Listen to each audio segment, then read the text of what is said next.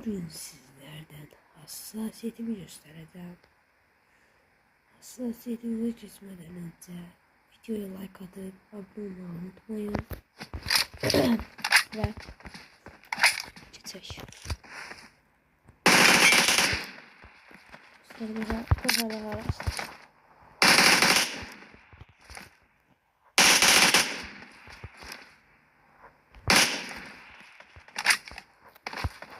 arkadaşlar, kardeşlerim, yani hassasiyet hassasiyeti dümdüz gidiyor mermi, bak mermi dümdüz.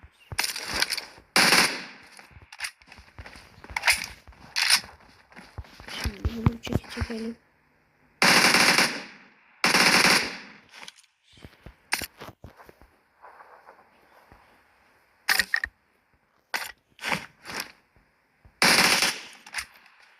Arkadaşlar yani ben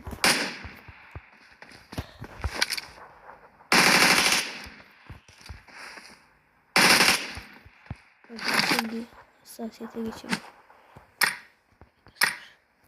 Bende 45 FPS. Şuralar şöyle parlaklık. Konu aşağı düşmedi gagalar.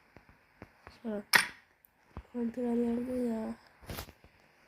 Size hiçbir şey koç göstermiyor. Aşağı yardım attık o zaman ne? Bir de bu duvar engellemesini kapatın. Şurada butonları yerleştir. Dostlar bak. En azı 100'den 110 arası.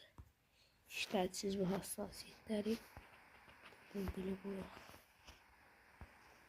Böyle ben de bunu istiyordum. Bunu da bu ortaya bırak. Nerede burası? Yok öyle. Evet, helal iş. Şimdi bunu da buraya koyak. He dostlar, indi hassasiyetimiz.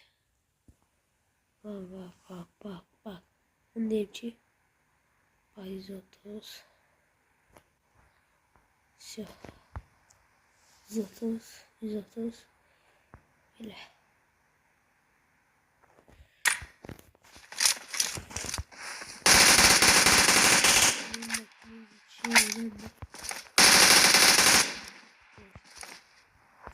Burası.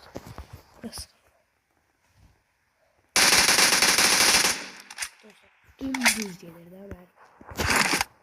Videomuz bu kadar. Sağ olun, sağlık kalın.